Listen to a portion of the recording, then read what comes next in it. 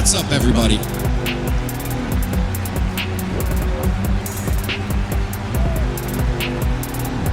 Welcome to One Set. What's up, everybody? Forgot to turn that applause off. I love that Firefly Funhouse intro, dude. It's so good. It's so good. Thank you to Ecamm Live for providing that Firefly Funhouse-esque applause for us. Yes. Yeah, guys, we are here on Tuesday night. Obviously, we're usually here on Mondays, but we had some pre-commitments that we had to do, so we're here on Tuesday night. But for those who are here for the first time, we are the One Set Podcast, and we are here to talk WWE. We follow the latest stories, and we predict the future of where we believe those stories are going. And before we get going tonight, we wanted to shout out a very special person that in our personal lives who is very dear to the origin of how our podcast actually began. So we want to take the first 2 minutes to kind of just give some recognition to Mr. Davis. He was a big,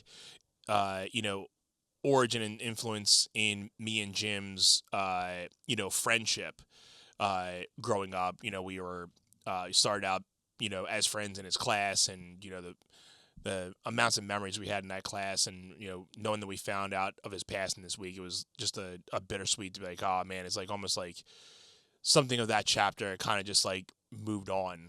But yeah, it was a little bit of a shock to me when I heard the news. Yeah, you sent that, and I was like, oh, that one hurt. Just knowing that our friendship started in his class. Yeah. And for anyone that wants the full story, you can go back to episode 1 in our library, literally episode 1 of the One Set podcast, and find out that Mr. Davis is the reason why the podcast is called One Set.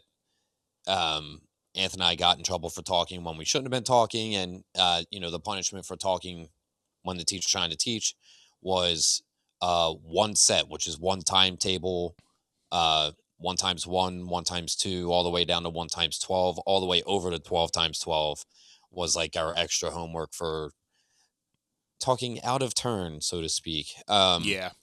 So the podcast name came from our dear Mr. Davis, our 6th grade math teacher.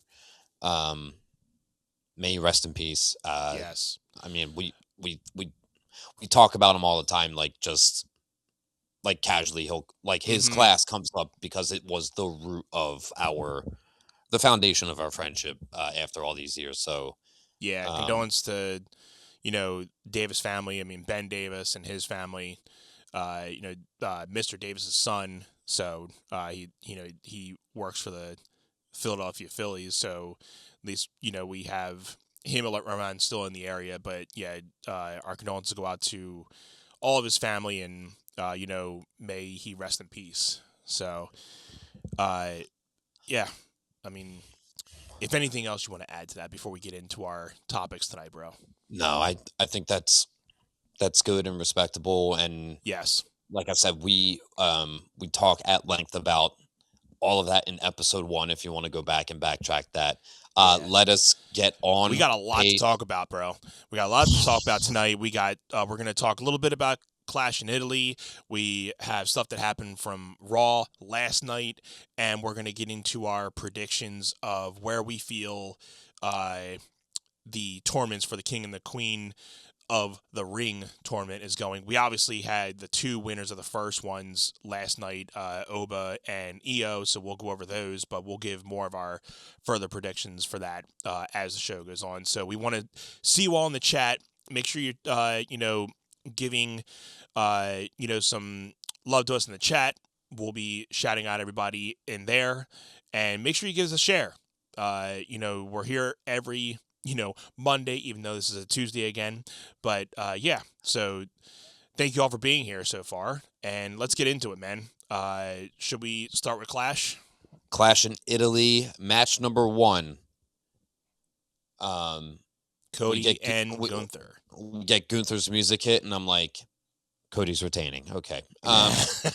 Because seriously, if they were going to do that title change, it wasn't opening the show. I mean, unless they really wanted to start hot, and I was like, if Gunther pulls out this title change in the opening of the show to set up the rest of the show, that is the expectation that we've had for this show. Just the card on paper, we're like, this is like WrestleMania, but not WrestleMania. Like, just what, like, the matchups that we were getting, it was like, wow, this card is stacked. This is crazy.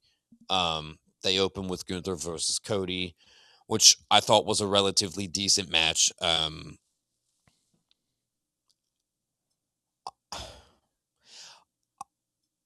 I understood why they wanted to try to do a convoluted ending with his foot being under the rope, which means the ref shouldn't have counted. That was supposed to protect Gunther after he just retired those three guys. Mm-hmm. And it's like, if he's not winning the title, we have to have some sort of screwy finish here. And that's what we got. We got Cody Rhodes retaining with a pinfall over Gunther, even though his foot was under the rope at the start of the count. Gunther obviously complaining about it. And in the post show, Cody said, sure, Gunther, you can have your rematch whenever. It's like, okay, this is definitely going to, lead that probably into either SummerSlam or down the line. But yeah, I kind of figured they were going to lean off of that. I didn't really think they would get to it to the post show. I figured that was going to roll over to Raw, but maybe they'll get to it with SmackDown later this week. But yeah, they'll definitely be seeing each other again very, very soon. Brandon James in the chat, what's up? Good to see you. What's going on, Brandon? Good to see you here. So, I mean, it does sound like we might get Gunther versus Cody at Night of Champions, and then maybe we get Randy Orton costing Cody the title there, and then Gunther wins. And I don't know if they're doing a pay-per-view in July. Well, you did say Money in the Bank is moved to the fall, right? It's in September now, so it's like, I don't know. They might just do a long stretch. I know that we're getting Saturday night's main event at Madison Square Garden in July, so they might just be doing that. They could just do that, yeah, because we've been going ham with PLEs lately after WrestleMania. I don't know if it was last summer or the summer before, but it was like there was a PLE every 2 to 3 weeks. It was insane. Yeah.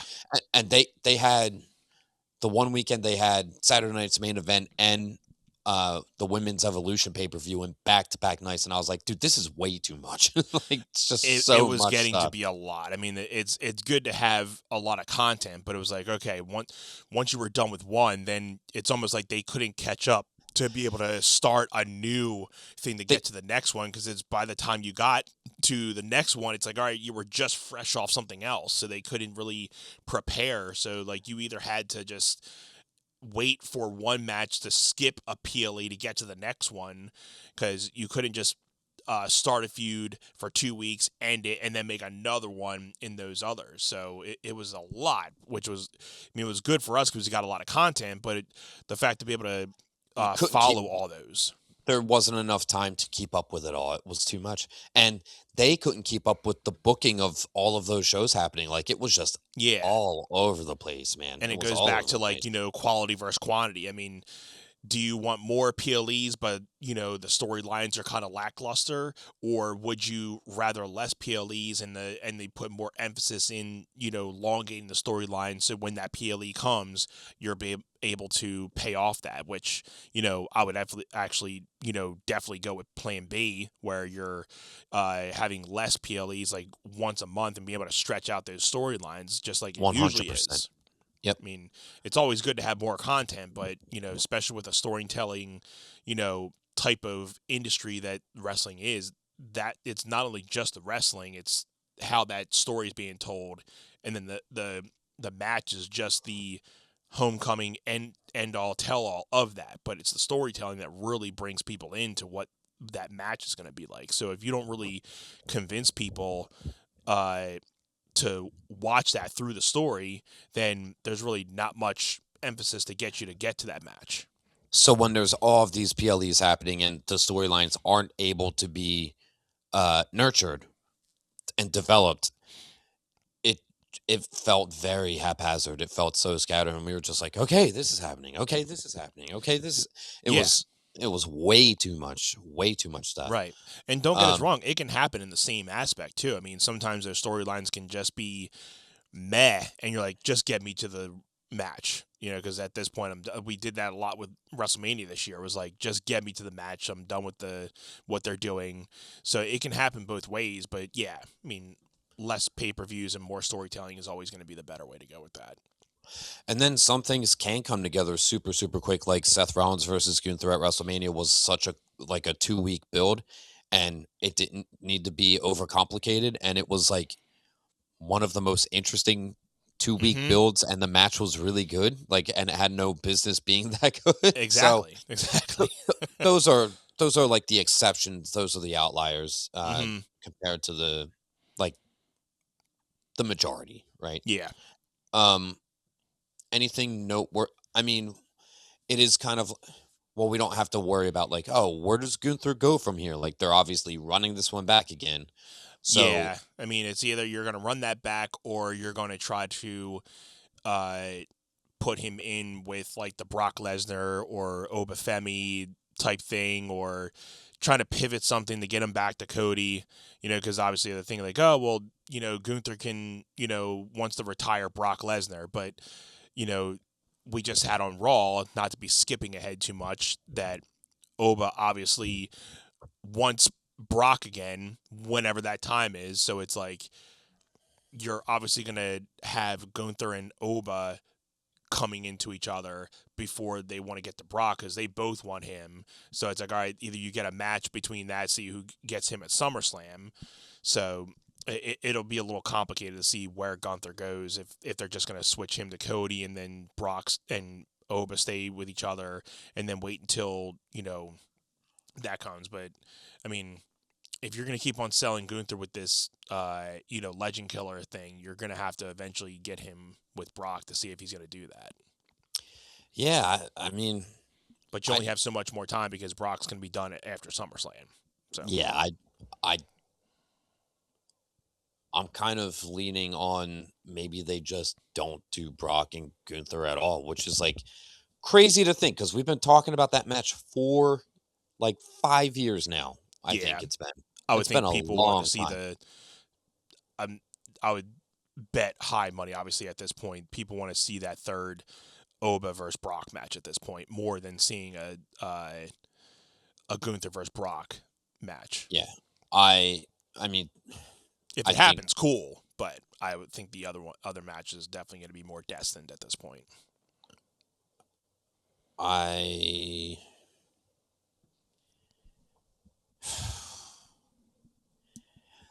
It's certainly kind of, and not to get too far ahead here, but it certainly kind of feels like Obafemi is going to be in the King of the Ring final, and Brock Lesnar is going to cost him, and that's going to set up. Yeah, that's going to, whoever is in that final with him. Which, I mean, looking at the list, I got one guy's name in my mind to start, but we'll save that for when we get to that point. So just going forward, it looks like Cody Rhodes and Gunther, they're going to run that back again. And I would still like to see Gunther take the belt off of Cody, because I like Cody without the title. And I want Gunther to get that title. He has put in his time. He has put in his dues. And the guy's been retiring people. That is the logical next step for him, is to challenge for the title, and he should damn well win it. Just give it. I agree. If they gave it to Jey Uso, they should give it to Gunther. Okay, I'm just saying. 100%. 100%. Rhea Ripley defends the WWE Women's Championship against Jade Cargill. I thought this match was as good, if not better, than their Mania match. I was going to say, I definitely think this second one was a lot better than the Mania one, by far.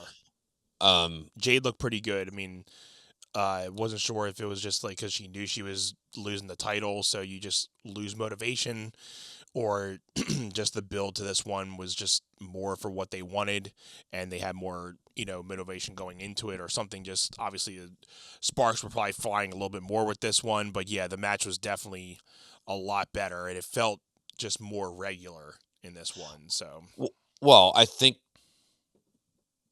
since they got that first match at Mania out of the way, they were able to review the tape and say, okay, like where did we misfire? Like where were the couple little slips that happened? Um, and I thought things were a little bit smoother. There might have been like a couple of rough spots, and I was just like, you know what, Jade still looks good, and it's in part because she's in the ring with Rip. So Jade's gonna try harder, and Rhea's gonna help make herself look good. Dude, that one Razor's Edge, so scary, right? it was very scary. I think Yeah, we both like told each other at the same time. We're like, dude, that could have been way worse than the outcome. really, really not good. I think if Jade didn't have her head up even more, or kind of like lifted into it, would have been 10 times worse than how it Well, and ended. it's just Jade is so long and tall. So for Rhea to have her pivoted in the right direction, if she had her head up any higher, she would have probably just slid right off of Rhea's back. But like Exactly. the way that she had her and threw her, I was like, yeah, if she pitched any lower at the head, she would have landed right on the back of her head. Best case scenario. Um, I almost thought that was going to happen. I thought she was definitely going towards landing on her head until, it was more like her upper back. I'm like, that was very close. yeah. Charlotte Flair comes out and helps Rhea, like helps save Rhea basically. Bestie. Bestie. That triple threat match is going to happen. I can't wait. I am looking forward to it. If it doesn't happen, I am rioting. Yeah, it has to be the SummerSlam triple threat match. It's got to happen at SummerSlam. I don't see it any other way, unless if they decide they're doing a women's evolution again, which like I feel like we would know about by now. I don't know. I guess if they feel like, okay, last year's went so well, we don't have enough to make this year's top it, then just hold off. Like, Yeah. that's fine. I'm sure. And do I think we should get to a point where the women have their own show every year? Of course. Like, they have put in so much in the last decade Definitely. to really take women's wrestling to the next level. When they have the talent. I just feel like the booking doesn't speak to, hey, we have enough substance going on with enough women to make it. Like, they have Stephanie Vaquera out, they have Naomi out, they have Bianca Belair out.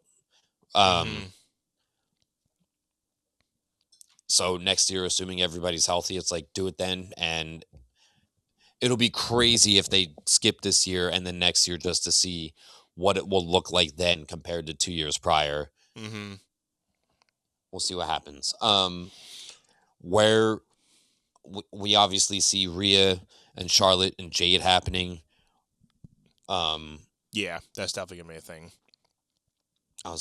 What thinking, happens in between now and SummerSlam, I'm not 100% sure, but my gut is, maybe, you can't really do.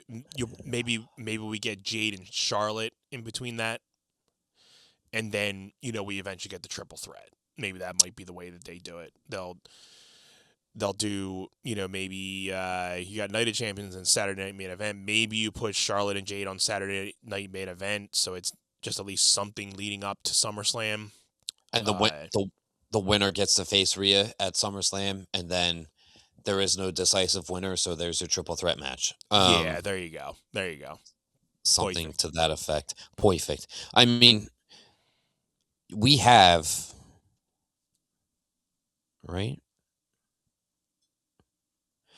Okay, so curious, in the women's bracket, one of the Fatal 4-Ways has Sol Ruka, Lyra Valkyria, Charlotte Flair, and Jade Cargill. Okay, so they're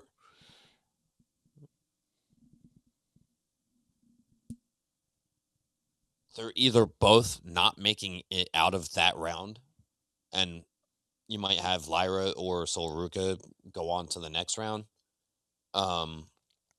or one of them wins that, and then whoever doesn't win it costs them in the next round. So it's Mm-hmm. like that could write them out from the Queen of the Ring tournament, and then they could land on Saturday night's main event, and then literally the rest of it play out like we just said, and that Mm-hmm. would totally be I fine. think we're definitely gonna have some things and that I'll keep more when we get to the tourney, but things are definitely gonna spiral out of this. That's gonna lead us into the next couple PLEs for sure. I mean, the one that's obvious that we'll get to, but yeah, I think there's a couple things that are gonna happen throughout these tournaments that's gonna lead us into you know Night of Champions, Saturday Night Mid Event, and then into SummerSlam. But yeah, you can And kind of then see a little bit of the writing between the walls of what's going to happen. right in the Money in the Bank in September. Yep. Mm-hmm.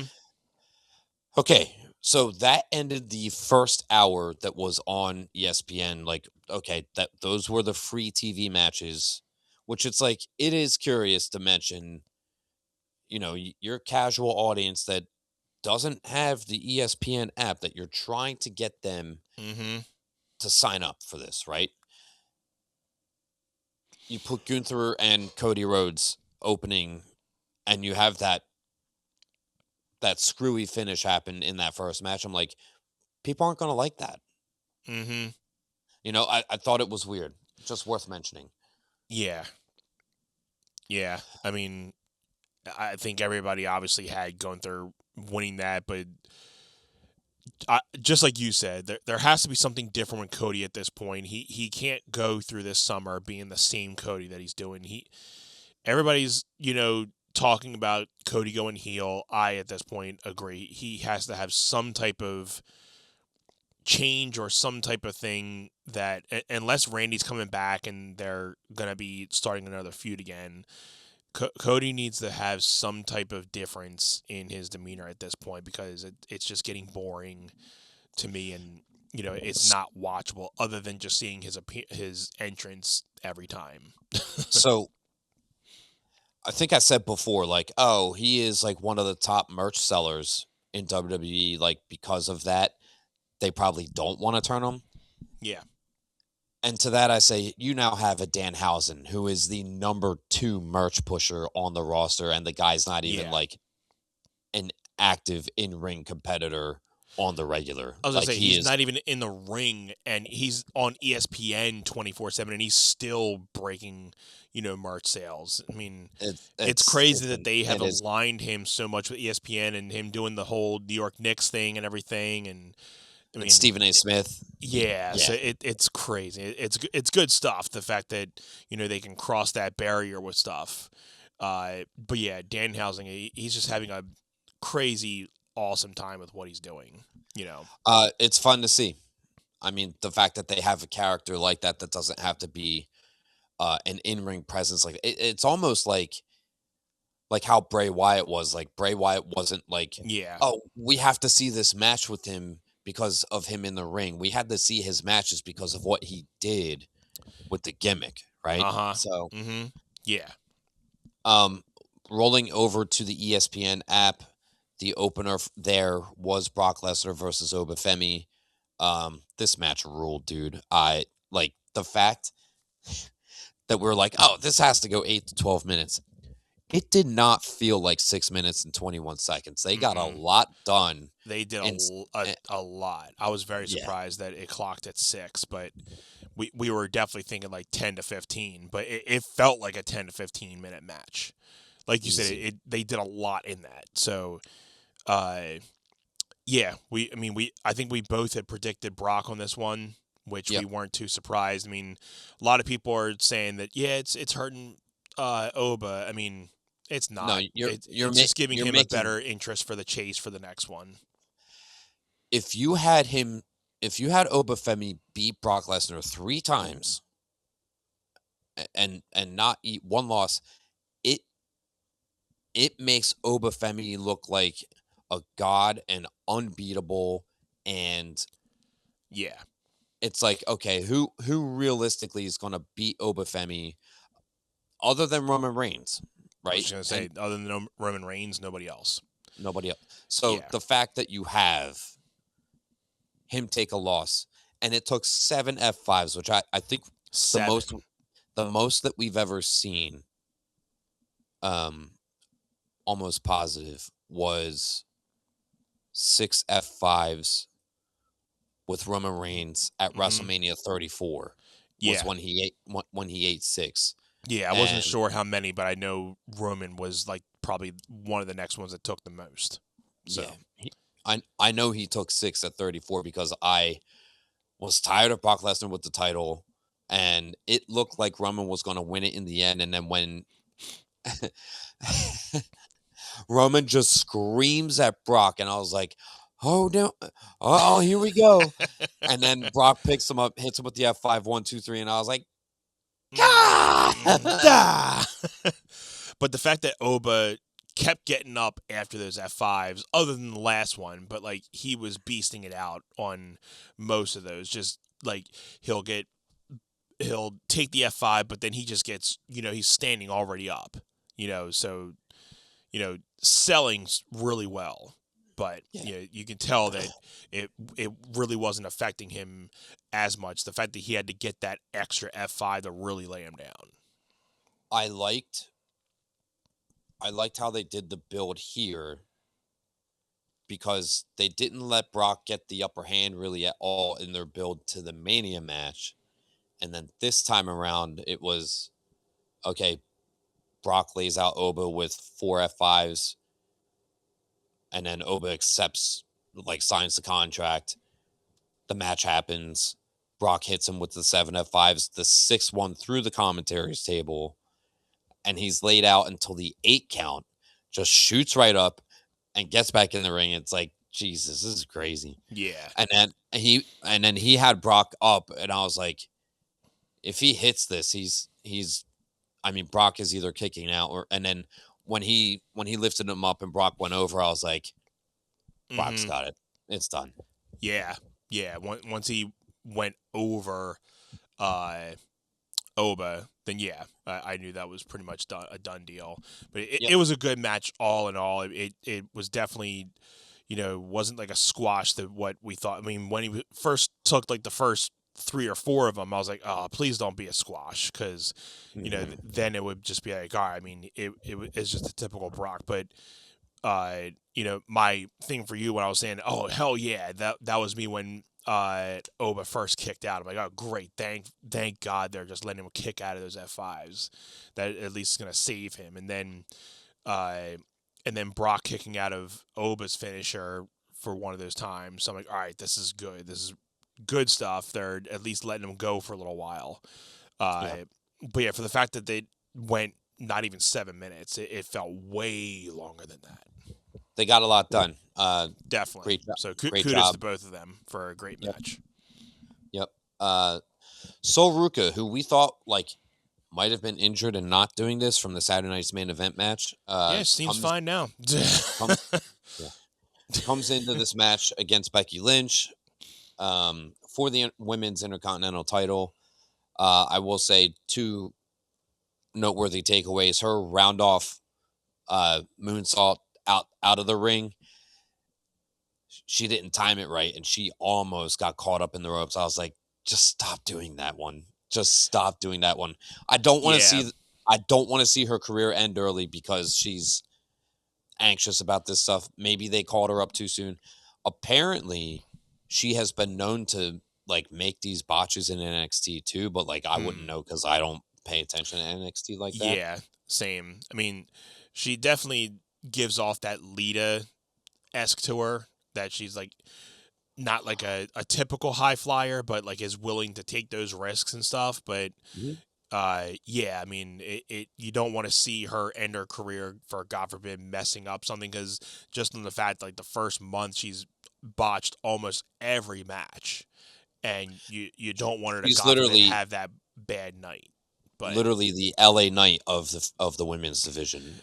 pretty much, yeah. So it's like you're worried that sometimes you get away with those things, but there's only so many times you get away and you have one of those really bad ones that's going to injure her, and hopefully that doesn't come to that. But if that's her style, that's something you do. But then, it's just like any entertainer. Once you mess up on the big stage, then that's always going to be something in your mind. And then I think that's what she has to get out of her mind of, she's probably had those times where she's messed up and it's just getting to her head at this point. So 100%. I mean, hopefully she has a little bit of a reign, a couple months, and hopefully she holds it up to SummerSlam or a little bit after, near Money in the Bank or something. We get her through the summer because, this will give Becky some time to, cool off, take the summer off, if anything, come back in the fall. Yeah. Well, they have Becky Lynch in the Queen of the Ring tournament. That's true, yeah. So, I mean, but I don't see her winning, so that could just be her final write-off for a little bit. Yeah, it could be. That's the match with Valkyrie, right? Not Valkyrie, Lyra. She's in that one, right? Or is she in with somebody else? I don't have the card of the tournament. Becky or so? Becky. It's Becky, Charlotte, and Jade, or no. So Sol Ruka is in with Lyra Valkyria and Charlotte and Jade. Okay. Becky Lynch is in with Liv Morgan, Alexa Bliss, right, and Chelsea Green. So there you go. Interesting. We'll talk about that. For sure. Sol Ruka hits the soul snatch.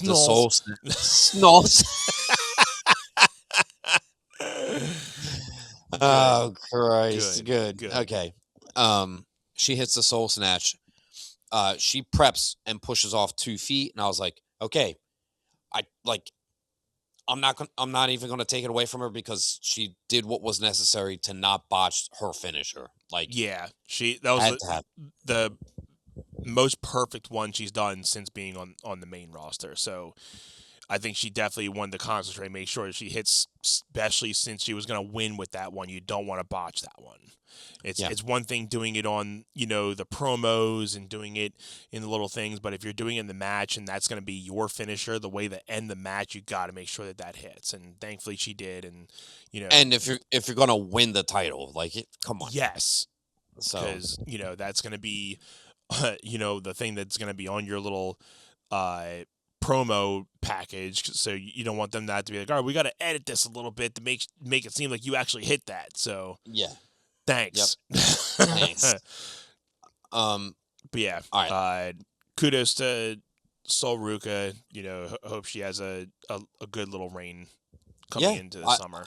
I hope that she hits her stride and has some good momentum. And hey, not for nothing, it might just. Maybe she just doesn't have great chemistry with Becky Lynch. Right. Yeah. I thought that Becky's matches have been kind of weird in her run previously. People still think that I think that they're high on how great that she used to be before. Yeah. And I give her credit for still doing what she's doing after having a baby. Mm-hmm. But I think that her peak was when she was Becky 2 belts, right after WrestleMania 35. I agree. I definitely after she came back and after her feud with Belair, I think she kind of just started spiraling down because I think she tried to get back to that I'm the man thing and it just didn't hit anymore. I think once she left, that was the end of that. She tried to get back to being the man and it just never hit anymore. I didn't even love her match with Rhea Ripley at WrestleMania 40. I don't think that match is super good. And I don't think that's anything against Rhea. I think that Becky just didn't have the greatest match, and I don't think that she's had a super stellar match since then. If I'm being honest with you. Now, I mean, yeah, like I said, it's just I think she's already hit her peak, and she's I think she's already one step out the door. So she's probably mentally, not fully committed to it as much. I mean, just like any wrestler. I mean, you're going to do it for the love. If you weren't doing it, doing it, then you wouldn't love it. I'm sure she still loves the wrestle, but I think knowing that she has a kid now, she's always thinking that. So I think she already has one step out the door. So just give us Becky Lynch versus Jessica Carr at SummerSlam. Let Jessica Carr win and let Becky Lynch. I mean, she doesn't really have much left to do. I mean, yeah, and I mean, like I said, we're getting to that point on the men and women's side where a lot of the the last decade or two of these women they're going to start peeling away, and it's going to be the Beckys and the Charlottes and Baileys and Roman, Cody, CM Punk, and Randy, all those guys, they're coming up on their last couple years. So it's going to be, we've talked about this, the shift of the new guys, and like, give a little quick thing on the Braun Breaker thing. He just got injured again, and Braun is supposed to be one of those guys as a future guy. So it's like, if he's doing this already, it's going to hurt his potentials for, it's almost like a Dolph Ziggler in a way. Like, he had so much potential, but he just kept, with like the concussions and everything, that just held him back. Yep. So hopefully this does not hold Braun back, because he is a beast. And, same thing with Oba. He's destined to be one of those number one guys, and, we want to see Braun Breaker and Oba eventually down the line. We want to see Oba and Bronson Reed and all those guys. Once he comes back, he's going to be, gunning for a lot of things. So a lot of these guys that you see somewhat that are peaking at the mid card and getting that little bit of main roster feel. These are the people that we're going to be looking up to in the next 10 years. So 5-10 years mostly. But it's just, we're getting into that tween type of like shift, and it's going to be a lot coming into the industry in the next couple of years. It's just like the NBA, like you were saying, like it is the new era of the NBA now. Like after the last year or two, you're like all of those like big names, like they're not really there anymore. LeBron's almost done. Stephon Curry's almost done. A lot of the guys that were, the last like 10, 15 years, like those guys are, getting at their age. Be hanging up the boots soon. Yep. So let's talk about Roman Reigns versus Jacob Fatu. Yeah. I gotta say, the first like 10 minutes of this match, I was bored. I was like, man, they are really dragging this out. Mm-hmm. I think because apparently Jacob Fatu had gotten injured in the house show with Solo Sikoa. People were like, oh, Jacob Fatu might be out for the match. I'm like, yeah, I don't know about that. It certainly, I think maybe in those first 10 minutes, they were just doing a whole lot of nothing just because they had to probably pivot because of his injury. Right. The toolbox thing was fine. It was different. Not that we've never seen a toolbox before, but like they just don't use it a lot. I thought that the table in the ring was set up for entirely too long. Just my opinion. To the point where I literally thought, like, man, could you imagine if you paid for a ticket and like that was totally obstructing your view of the match for that long? Like that's why I was like, That's why, like, when we get these hardcore-esque type matches, like, I suddenly don't always get as excited for them anymore, because they're just not like what they used to be. Like Tribal Combat, Street Fight, like, it's not like, it's not much of like a sell, because it's like, when you see Street Fight, you get outside of the ring, you go into the stands, you go into Gorilla, you go out into the literal street. But now it's like Street Fight, let's stay within these four corners. And yeah, let's take off the turnbuckle pads and let's just set up the tables on the outside. Let's bust through the commentary table. So it's like, when they were doing the Bloodline rules and now the Tribal Combat, it's like, it's just a very low-key hardcore match. It's nothing. They should have, in that time with Bloodline rules, thought of more unique things than just it being like a no DQ, low key hardcore type match. Yeah. You would have thought they would have brought some type of Samoan activity of some sort in there to make it specific if you're doing bloodline rules or tribal combat. Again, I don't know what you could have done with it, but if it's supposed to be so specific to like the Samoan family of a tribal combat, you would think there would be something of that culture like put into that match. Yeah, I agree. Again, not doubting on how the match went. I didn't see like the last like 10, 15 minutes of it, but knew the outcome. But yeah, I thought most of it was, just kind of getting through until, the second half of it where it started picking up. Yeah. But like you said, I guess they could have probably just been playing some of it safe because of Jacob. If he really was somewhat injured, they didn't want to have to really re-injure him because we're already dealing with so many other injury-prone people. So they probably just wanted to play it safe. Who knows? Yeah. Let's just trickle right into the Monday Night Raw opener, which is Roman Reigns and the Usos come out. And I got to say,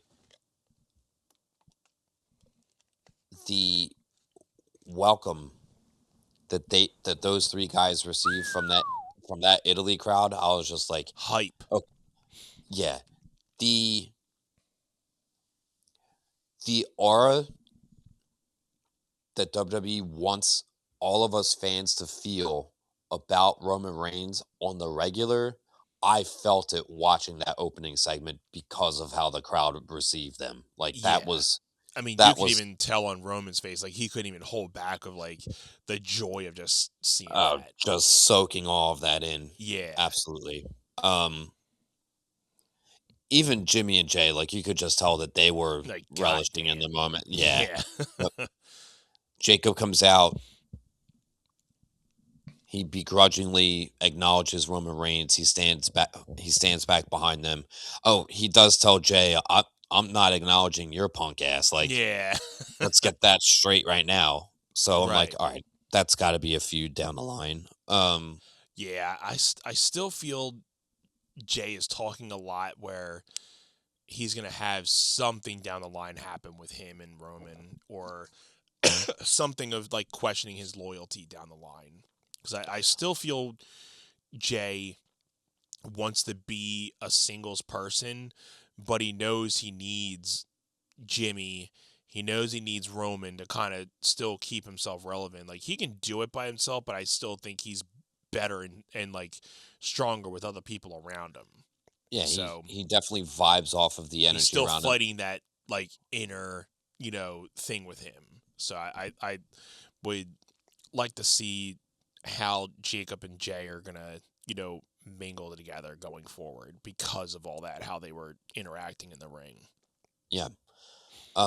Certainly does kind of feel like Jacob Fatu's momentum is definitely slowed down. I hope it's temporary because I do love the idea of him getting that singles push. Mm-hmm. This could be very much like Daniel Bryan or Randy Orton in the Wyatt family back in the day, where they are just in there for a couple months and then they wind up making the turn. Like I could definitely see that. Right. That would be sick. That would definitely be another out of nowhere spec. Yeah, that would be cool. I don't have notes drawn up for Monday Night Raw, so I'm just kind of going off the top of my head. We did have Oba come out and say what he had to say, and then, or no, he said it after the Fatal 4-Way qualifier, which he, much to the joy of, I'm sure, a lot of us, just absolutely laid waste to the other three guys in the match, Solo and Carmelo Hayes. I'm looking at the women's one here. And Penta, but not Penta in such a way that it was like, oh, that stings. Yeah, I wasn't too upset. obviously with Penta not getting a win, I mean, he's already the Intercontinental Champion, so him losing is obviously not going to hurt much. I mean, I obviously had Oba winning this going into it. I'm like, yeah, I mean, he just lost to Brock. He's going to be hot off that match, so he's going to just dominate that whole thing, which I'm glad it wasn't just a squash. They kind of got some hits off him and let him kind of go away from the match a little bit, give some time to Solo, Carmelo Hayes, and Penta to do their thing, and then, Oba comes back in the end and, gets everybody. So, Yeah. I mean, I think we can kind of go a little bit into our prediction of the King of the Ring and Queen of the Ring. I mean, I obviously have Oba going into the finals for sure. Yeah. Maybe near the end of our predict, we can kind of see who's going to win. You were saying something earlier, I think before we started or earlier when we did, and I agree with that. We'll bring that back up. Yeah, so Oba was the winner of that one. We had the women's, Qualifier. first one. Yeah, the first women's qualifier, which Io Sky won. She was in there with Roxanne Perez and Julia and Lash Legend. Yeah, so, which was another good match. I mean, it was good to see Lash Legend kind of spark up in there as well. But get some reps. The big storyline takeaway there was Roxanne was upset with Raquel backstage after the fact, and then Liv Morgan came in, basically overshadowing it, and Roxy is not thrilled. Yeah, it's like, yeah, I could have needed help, but then Liv kind of just blows it off, and you could definitely tell there's going to be something between Roxanne Perez and Liv, and again, it's going to be more destruction into the Judgment Day. And Raquel's going to be stuck in the middle of it, and it'll be interesting to see how that pans out. Right. And now to the fact that it seems like Finn has moved exclusively over to SmackDown. He is no longer affiliated with the Judgment Day at this point. So I thought we were going to get, at that point before knowing that, I thought we were going to get, once Roxanne was kind of looking elsewhere, once Judgment Day left, I could have thought they were going to pan over and you see Finn kind of looking at Roxanne Perez to kind of give him giving her the like, hey, I told you so. But looks like we're not going to get any affiliation with that anymore, which, again, I'm good. Give Baylor his time to be a single star, push him back. I'm stoked for Baylor to finally get his straps and just being another solo guy again. When this tournament bracket, when I first looked at it, and I was like, oh, that's weird. They got Balor with a blue frame around him. Is he going to SmackDown? And my dad mentioned something to me when I saw him yesterday. He was like, a lot of people are talking about Balor going to SmackDown and it being like real. And I told him, I was like, I saw the tournament bracket and thought it was odd that like it was, he had the blue frame. And my dad's like, literally word for word what this article is saying. I was like, yeah, I know. I wrote the damn That's thing. cool. He's reading the articles and stuff.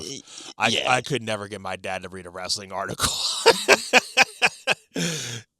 And Jen even saw that too, and she brought that same thing up to me. She's like, yeah, I mean, he must be going to SmackDown because even, they had him on the blue, thing with the, so I'm like, must be. I mean, he's done with the Judgment Day, so it makes sense. Yeah. So looks like it's a definite thing. He's over on the SmackDown brand now. Yep. Yeah. I didn't really have too many notes from Raw as well. I just had the two qualifiers and then giving, the acknowledgement to Jacob and then the fact that, Seth and Braun had their match as well. Yeah. We got the Seth Rollins versus Braun Breaker match, and I was like, okay. Because, like, Raw happened like midday because they're over in Europe, and I went to put it on when I got home from work, and you're like, oh, you didn't watch it yet? And I was like, I mean, I totally, like, in that moment forgot it was on earlier. I mean, you could have definitely been watching it. It just would have been previously recorded still. But yeah. Yeah, it was fine. I got the fast forward, Yeah. through all the commercials and through some of the things. I was like, yeah, I don't really. This is fine. Uh-huh. Yeah. The Seth and I Braun didn't match. really mention a lot of the backstage segments because they had, Lyra and Bailey, and then Lyra going up to Ruka. Obviously, we'll get a Valkyria and Solo or Soul Ruka match, which looking forward to that one. That'll be nice to at least, have a little start with that one. But you can see a little bit of a small tension, which always kind of lingered with Valkyria and Bailey, but you can see Bailey did not like that little move that she did. So Yep.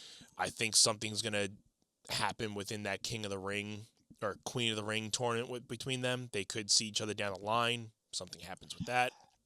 Right. So Well, we have Soul Ruka and Lyra and Charlotte and Jade. So like Becky inadvertent this, that, and the other writes those two off, and then you have Charlotte and Flair 1-on-1, and somebody gets the best of the other one, and then the yeah, next week that loser is going to cost that person, and then they're um whoever is winning in the Liv Morgan, Becky Lynch, Alexa Bliss, Chelsea Green window will move on. yeah. Kind of curious to have Liv Morgan in here, considering she is the women's world champion right now, right? Like, so that's I saw that, and if I can kind of, put my 2 cents into that, my automatic thought was they're bringing back Stephanie into that fold, and she takes out Liv Morgan if she's going to be coming back. Because I heard, they could be bringing back Stephanie pretty soon, so you could get her costing Liv Morgan, her shot. That brings it down to Lynch, Alexa Bliss, and Green. You could give it to Bliss, and then, like you were saying earlier, between Ruka, Valkyria, Flair, and Cargill, you can get Flair winning that. You get Bliss and Charlotte facing each other to go to the final. Um, you could get Cargill costing Charlotte between Charlexa, so Alexa goes in to the final. I'm just giving my whole prediction since I'm on a winger here. uh, Between Bailey, Rodriguez, Jane, and James. I mean, I'd probably say. I mean, my soul thing was gonna say Valkyria, but I would probably think you're gonna get the Charlexa thing. Bailey and Io Sky would be very nice, but kind of think Rodriguez has a chance to win that too, because we get Rodriguez and Io Sky once again, and Io Sky could go into the final, so we get Io Sky and Alexa Bliss. That would be a nice match. yeah. So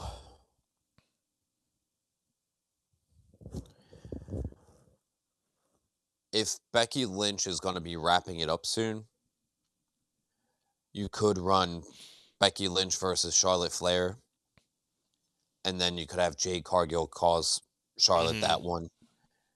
Have Becky Lynch go on to the final, and at that point on the other side,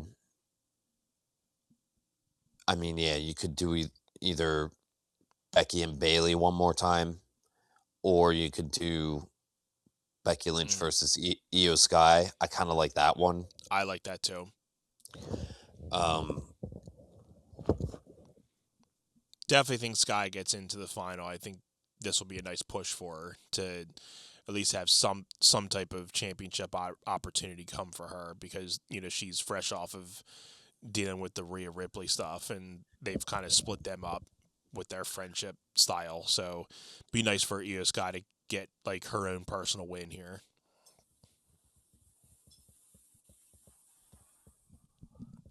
Yeah, I mean, whoever is winning is going after Liv Morgan or Stephanie Valkyria, because you're gonna have you're gonna have Jade and Charlotte tied up with Rhea. Yes. So whoever's winning this Queen of the Ring is gonna be going after the Raw Women's Champion 100%. in Liv Morgan or Stephanie Vaquer, at which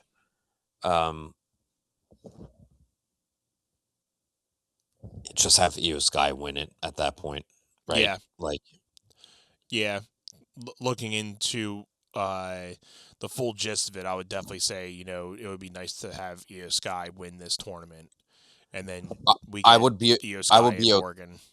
I would be okay with Becky Lynch also winning it,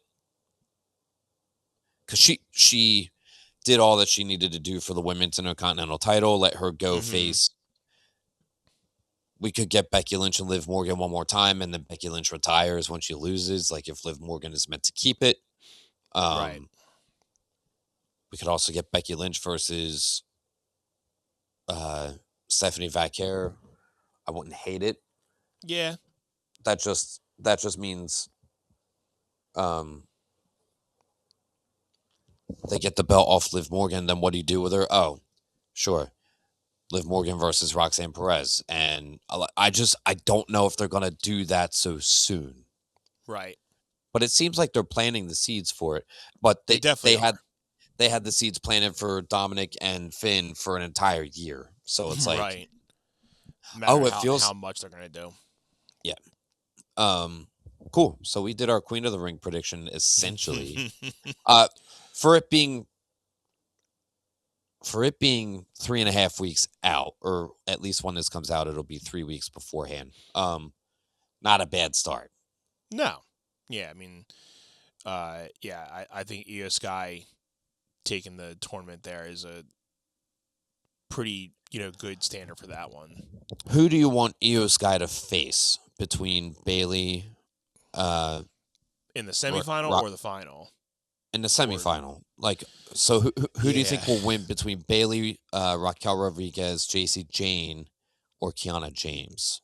I'm kind of spent between Bayley and Rodriguez, although they are really pushing JC Jane. They're really pushing her, so I would not be surprised if she gets like a win out of nowhere, and then we get her and Sky, and then you could. I don't know. It's hard because if you're really pushing Jade, she could get to the final, and then you get a Becky Lynch versus Jade, and then you get Jade winning because she's like the new bigger thing. But even though we were just saying Io Sky, but totally forgot about Jane. So yeah, I'll say take her and feed her to Io Sky. Yeah.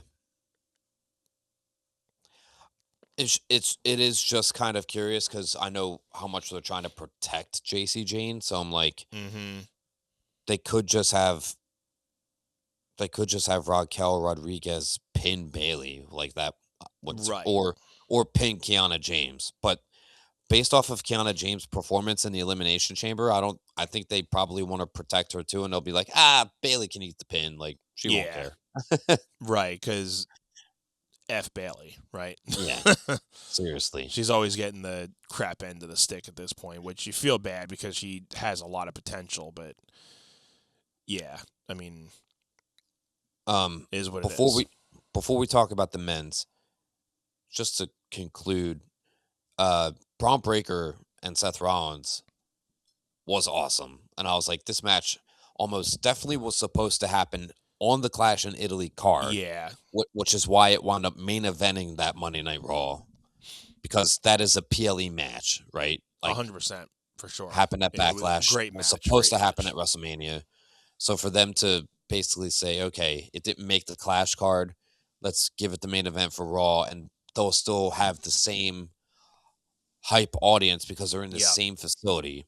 Yep. So people were, the crowd all weekend for Saturday, for Sunday and Monday, they were hype beyond hype. Amazing. They have to go back to Italy for PLE again. Definitely. And maybe we'll be there one day. Maybe we'll be there. Or sipping on gelatos and We're going to trying not circle to back get to kicked that. out. We're going to circle back to that after. Paul Heyman got absolutely wrecked. By the way, Yeah, dude. Like didn't and when he got hit, didn't move a muscle, just burnt. Dude, just like a bowling pin. Yeah. Like just I don't think he even moved once after he got hit. But then again, you did get hit by Braun Breaker. You probably just got paralyzed on the spot. yeah, dude. I kind of want this feud to be done, and but at the same time, like Seth's whole thing has been like, we got to take down the Vision. We got to, and like, it'll just be interesting to see what they do with Seth and Montez Ford. Now, apparently, Braun Breaker's hurt again, so it's like, okay, we have Austin Theory. All you have is Austin Theory at this point. So because Braun Breaker came out with that tag title, and I'm like, nice. It is Austin Theory all in his lonesome. Yeah. So we'll definitely see what they're going to pivot for that now that, Braun's out of it, because the whole thing was like, oh, well, Logan Paul's not here anymore, but we made a clause that any Vision member can hold those put on the title, so it doesn't really matter who's the tag team people. It can be, a bunch of different mixtures, but now they only have one, so who do they go to now? I mean, the thing with Maxine Dupree is coming around, but obviously you're not going to have a mixed tag in that situation, so they have to bring on somebody, which that's another thing that we can quickly go into, the fact that Maxine Dupree looks like she's going to be joining the Vision very soon, probably even sooner now because of the whole Braun Breaker situation. But my prediction for the fact, because we have Otis and Tira Kazawa, however you say his name, they're obviously not on the same level with liking how Maxine Dupree is going over to the Vision. It's Akira Tozawa. Akira Tozawa. That sounds about more right. we just call him Tozawa now, right? Yeah. But with that situation, bring in Chad Gable, bring it back to Otis and Tozawa. He apologizes for how he acted. He hopefully he gets the Alpha Academy and they all kind of form, and then you get some type of Vision and Alpha Academy, small feud with that, because they took away Maxine Dupree. That can reinsert Chad Gable back into the Raw roster pretty well. I would definitely like to see that happen, and Chad going into Raw hopefully soon would be nice. I actually like Chad Gable as the newest member of the Vision, and then you have him and Austin Theory defending the tag titles. I like that one. Ew. Salty.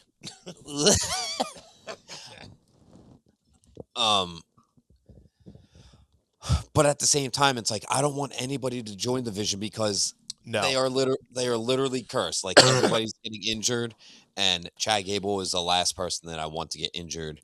We gotta talk about that match, but let's do the King of the Ring tournament first. Yeah, let's talk about that real quick. We'll close out the show with that other thing.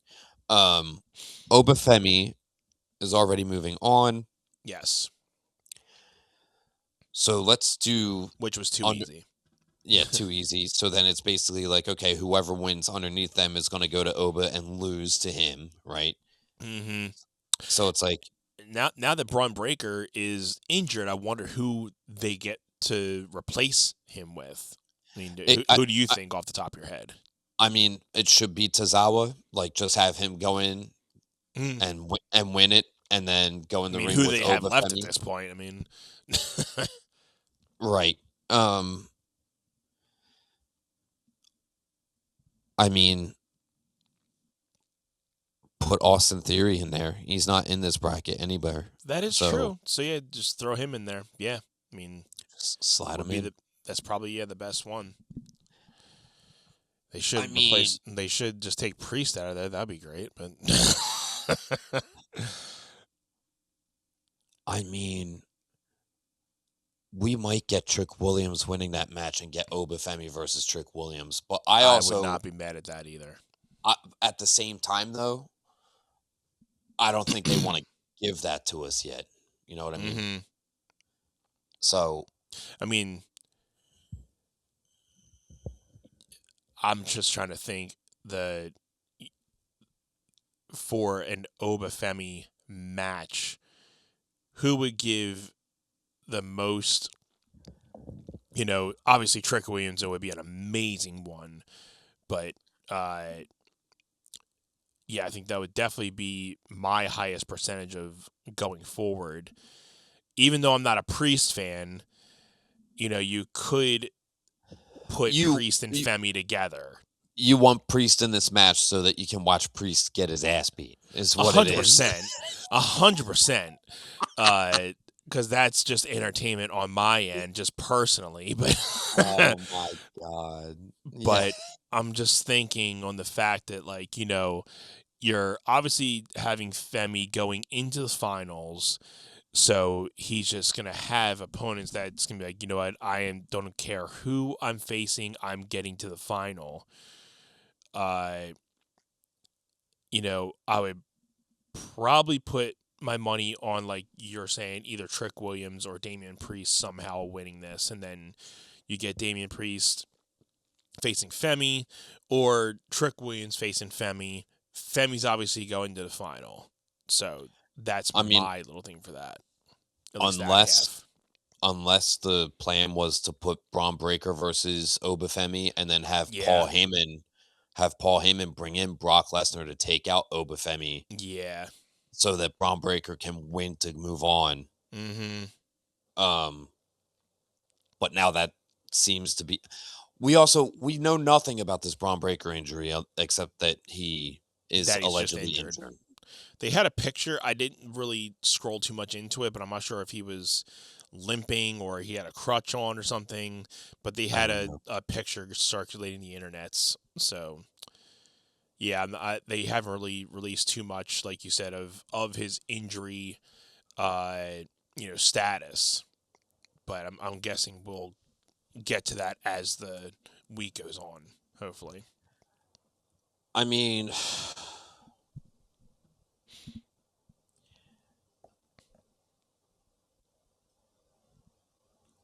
Obafemi is going to if Obafemi is going to the final, which with Braun Breaker, if Braun Breaker is in fact winning that match, then everything I just said about bring Brock Lesnar in to cost Obafemi that match to get Braun Breaker to move into the final. I don't hate that. Mm-hmm. But on the other side of the bracket, I got Seth Rollins winning that first one. Yes. And God, do I hate it, but Finn Balor winning the second one only to lose. I don't like that. Yeah, I was thinking LA Knight facing Seth Rollins, and again, putting LA Knight because, I think he's one of the hotter, prospects going into the tournament. My first thought was having Femi and LA Knight in the finals, but knowing how Seth went off the air and holding his little one up, that was definitely a call out to Roman. So it seems like you can put Femi versus Seth Rollins, and obviously whoever is going to win takes Roman Reigns at SummerSlam. Yeah, I was going to say there's nothing on here that screams whoever wins this is going to challenge Cody Rhodes. Like, I don't see that. At all. I mean, there's definitely not a Cody one. Just like we were saying with the women's, this is that'll definitely be a Liv Morgan because you're tied up with Rhea, Cargill, and Charlotte. So for the men's, this is definitely seeming like it's going to be heavily stated towards whoever's winning is going to face Roman Reigns for sure. Yeah. Yep. So this could give us that Obafemi and Roman Reigns match that, people are destined to be having. We've already seen the Seth Rollins and Roman match, so... But they are trying to do that Yes. before one of them leaves and retires, because that was the original plan for WrestleMania this year. They were supposed to do that. Yeah. But Braun Breaker got hurt because Braun Breaker was supposed to face CM Punk. Mm-hmm. And then everything got moved around because of the injuries. Yeah. So now, yeah, because Seth Rollins was supposed to carry that World Heavyweight title all the way to WrestleMania, and Roman Reigns was supposed to face Seth at Mania. So that having been the original plan for Mania for that World Heavyweight title, don't be surprised if Seth Rollins wins his King of the Ring and goes to challenge Roman Reigns. Right. Yeah, I mean, if Seth beats Obafemi, that's gonna be wild. But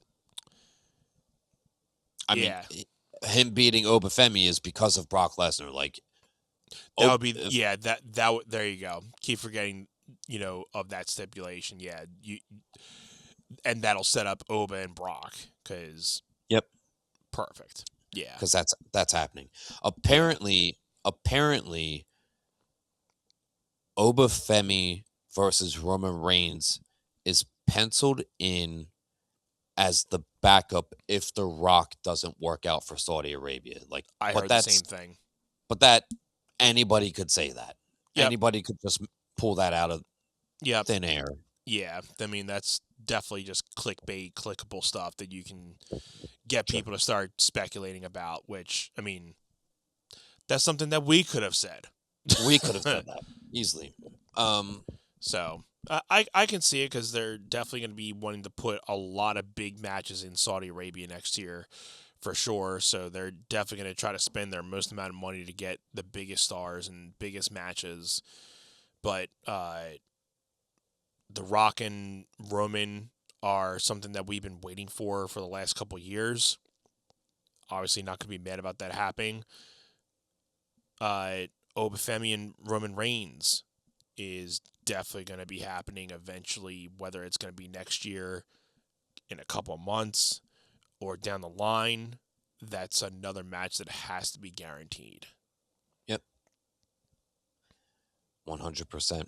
Anth, we have to, before we get out of here. Yes.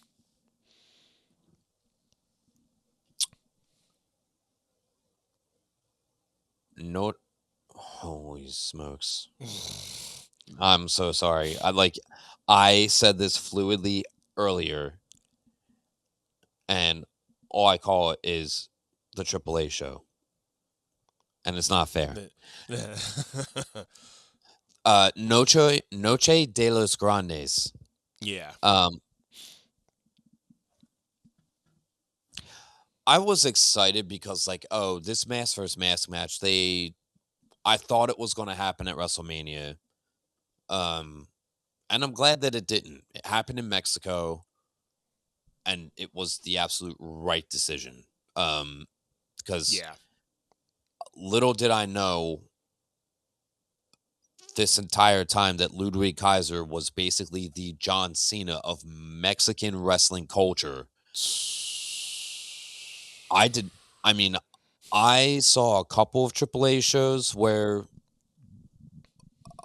the OG El Grande and Ludwig's El Grande Americano were tussling, and so when Ludwig was coming out, the crowd was hype. But man, it was nothing like this, and I were stoked. I have not seen anything like this in a long time, and I texted you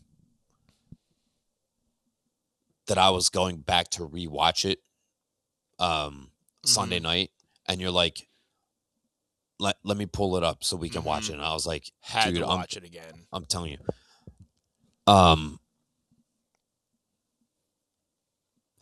His entrance is absolutely legendary. Immediately. Out of this world. Just like immediately. It was so good. That kind of reaction is unheard of right now Right. in wrestling. So to just see it and be like, okay, this is not an old Attitude Era thing that I'm watching. This is happening in 2026 right now. Mm-hmm. My God, if you know what like this, because like you could be watching this episode years from now. The stuff, the legal stuff that Ludwig Kaiser's going through right now, that literally just came out a week before this happened, and to know that Ludwig Kaiser was able to put on that mask and go out there and do this job Mm-hmm. is baffling to me.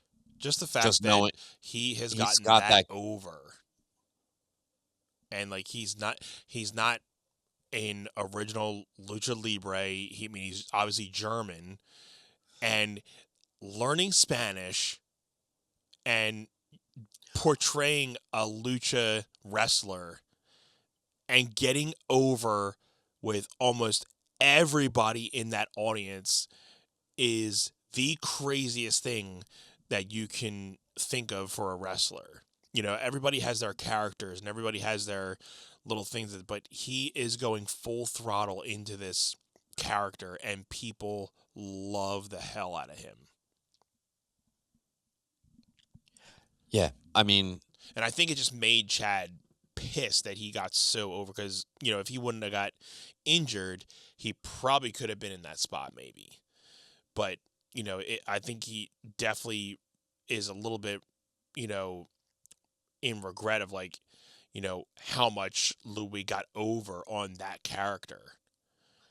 yeah, Because you could just I tell mean, in the final speech that he's like, you know, just kind of being more like, you know, here you go, take it.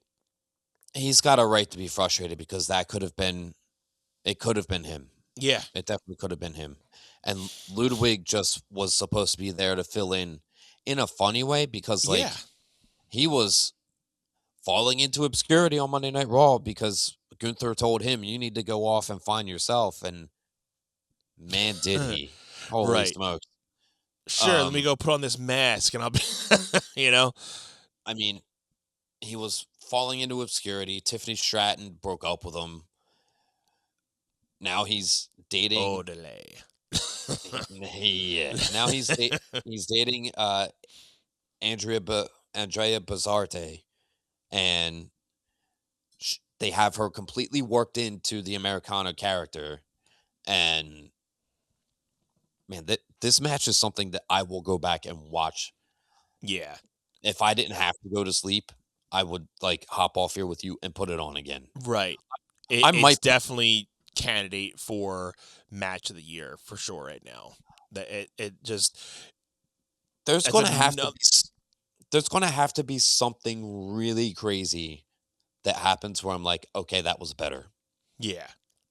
I mean, it for the length that it went, it just felt not long enough. But like it's You another still wanted more.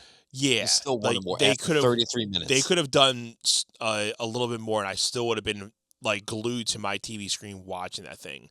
And it how everybody was, even you know Cole and Corey Graves, like it's the pinnacle of how wrestling is supposed to be portrayed. The storytelling, how they been going through the last couple months of their whole feud, and everything leads up to this little match. Like it, like cut, copy, print, paste, like how things are supposed to be in a professional wrestling storyline and match. Like almost like down to the blueprint of how you would think of, you know, good guy, bad guy.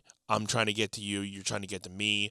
We're having this match. We've had one or two before, but this is the final curtain call. This is like the done and all be and the final thing. And it was just a wonderful match. And the unmasking after, like we didn't know it was Chad Gable, right? But yeah, I mean, we did it. Come on, bro. I gotta say, kudos to both of these guys, and I I've always thought Chad Gable was good. I hope that there is something for him that can get him to the level that that his potential calls for. Yeah. I mean, if we can shout out our buddy John Alba, he had some nice things to say about Chad Gable as well. I gave you the little thing. You sent me that video, and I was like, man, he nailed it. Yeah, so shout out to John 100%. Alba, and definitely agree. I mean, Chad is definitely a diamond in the rough type of wrestler that, like, he kind of gets a not enough recognition because of his size, but there's a lot of other wrestlers that are around his same height, but they're a little bit more utilized. But hopefully this gives his little spark to be like, okay, he is meant to be in the main event. He is more than just a mid card person.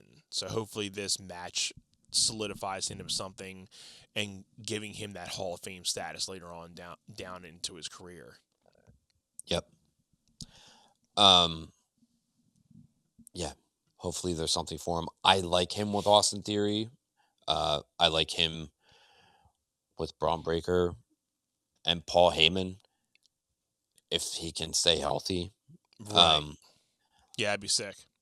Or if El Grande Americano is going to make AAA that popular and Chad Gable is just a staple in AAA, I'm going to see him wrestle again. So I'm not going to be upset about it. Because I will be paying more attention to AAA going forward. I mean, I already kind of was. Their shows just start at 10 p.m. It's so late. Yeah. I don't know. And we packed in a lot to this one. We had a lot to talk about. Ready to wrap this one up? Yeah, man. Let's just quickly lock in these predictions for the King and Queen of the Ring. So we had Seth Rollins winning. Our prediction is Seth Rollins and Oba for the final. Brock Lesnar causes Oba to let Seth Rollins win. We get Seth Rollins and Roman Reigns at SummerSlam. Yep. Queen of the Ring, we had who was we were mixed between Becky Lynch. Well, yeah, I'm gonna say Becky Lynch seems like a good finals opponent, and then we either had Becky Lynch and Io Sky or Becky Lynch and Jane, right? Yeah, or Bailey. Or Bailey, one of those three. But I don't think I see Bailey winning it all. I would definitely think if Io Sky gets the upper hand, I would like to see Io Sky get that for sure. And I'll just go Becky Lynch because, like, I do think that she is going to be rounding up her career soon. So unless she ends at SummerSlam too, yeah, it might be Becky Lynch versus Liv Morgan again, or Becky Lynch versus Stephanie Vaquer if she gets it back. I wouldn't hate either one of them. Right. So we'll see. Cool. Yeah, guys. So thank you all for tuning in. This has been the One Set Podcast. If you guys are here for the first time, my name is Anthony Irvin. I'm here always with my best friend and co-host, Jim Green. Make sure you guys are hitting us up on Facebook, Instagram, TikTok, and right here on YouTube. Make sure you hit those notification bells and subscribe to us, and so you get notified when we are live every Monday after Monday Night Raw. And Jim, let everybody know where they can hang out with us outside of our episodes. That is the Facebook group One Set Pod. Again, that is One Set Fam. One Set Fam on Facebook. Come hang out with us. Let us know your predictions for SummerSlam, King of the Ring, Night of Champions. Shout out to all our One Set Fam members. That's it. Anth, I love you, brother. To everybody, Love you too, all the love to you. This has been One Set.